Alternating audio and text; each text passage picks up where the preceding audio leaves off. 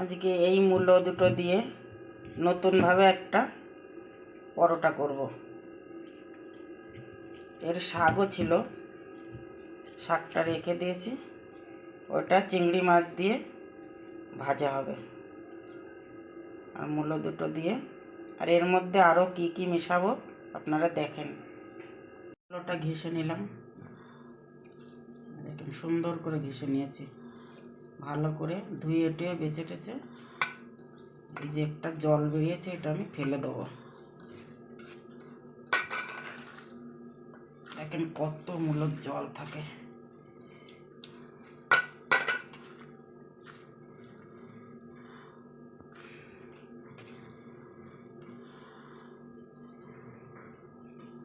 জলটা চিপে চিপে ফেলে দিয়েছি, রাখলে রাখা যায়, আমি ওটা ফেলে দিলাম। এই দুটো বড় বড় আলু সিদ্ধ করে নিয়েছি, এটা হাত দিয়েই ম্যাশ করে দেবো।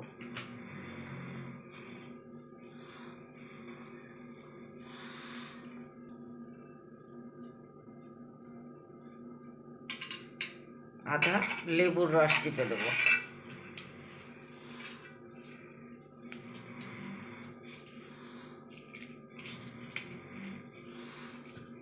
লেবুর রসটা পুরো চিপে দেবো। এটা জিরে, এটা হলুদ, এটা চিনি, এটা গরম মশলা, এটা লবণ, এটা লঙ্কার গুঁড়ো, এর অনুসারে দিলাম। এটা ধনের পাতা, সাথে রয়েছে কাঁচা লঙ্কা কুচিয়ে নিয়েছি ভালো করে, আর পেঁয়াজ।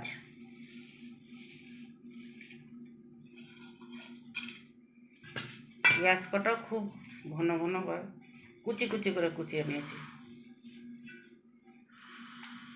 এবার দিয়ে দেবো দুটো ম্যাগি মশলা।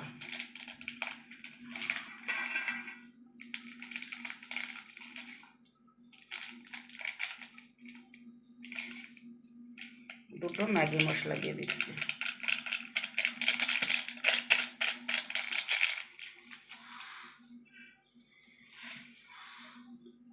এক বাটি বেসন দিয়ে দেবো, এক বাটি সুজি দেব,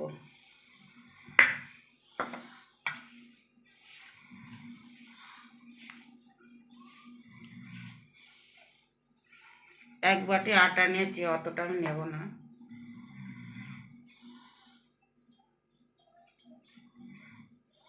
আধা বাটি মতো নিলাম।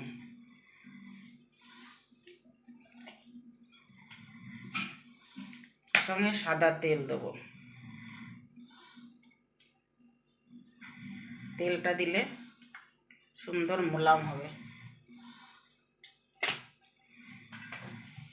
এটা ভালো করে এখন ময়াম দিতে হবে।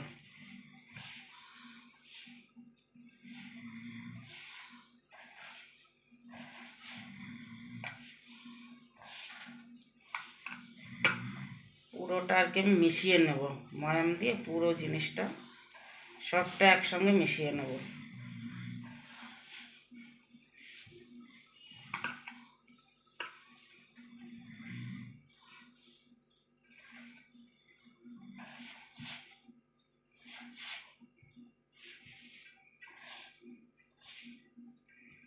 অল্প জল দিতে হবে, অনেকটা জল দিলে হবে না, ধীরে ধীরে জল দিতে হবে আর মাখতে হবে।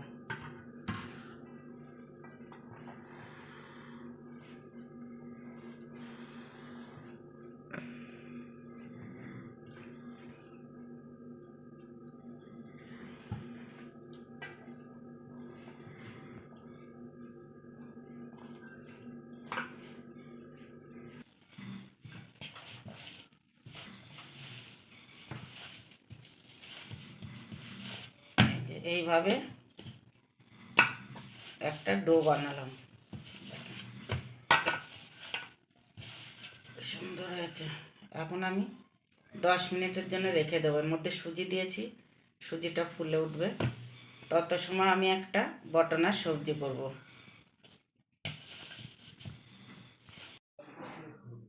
10 মিনিটের জন্য রেখে দিয়েছি। এখন আমি একটা একটা করে লেচি কেটে পরোটা বানিয়ে নেব। একটা একটা করে লেচি কেটে আমি এইভাবে বানিয়ে নেব।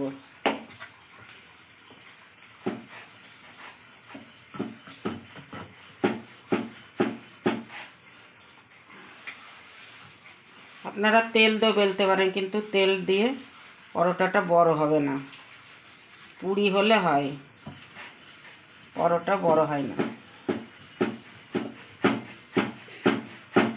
আমি রুটির মতো করে পরোটাগুলো বানিয়ে নিচ্ছি।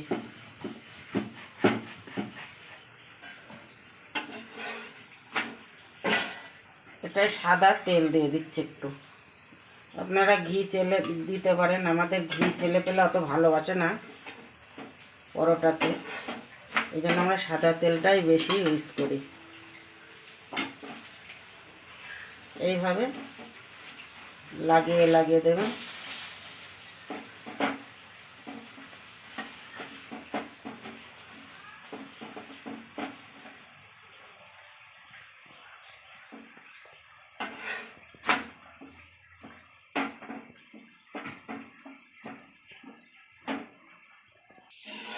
দেখেন কি সুন্দর কালার এসেছে।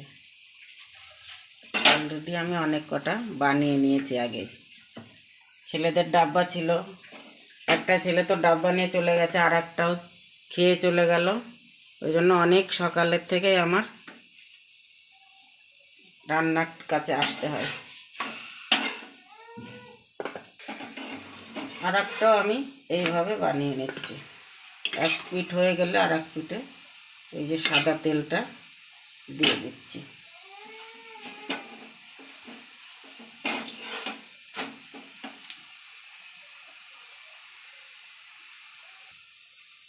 এইভাবে আর একটাও করে নিলাম।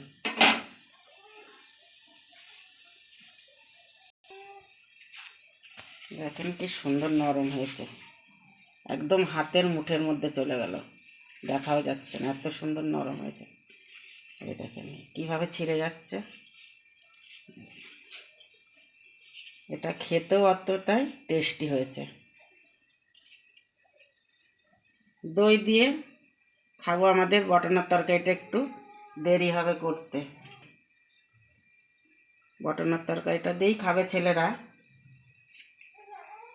খেতে।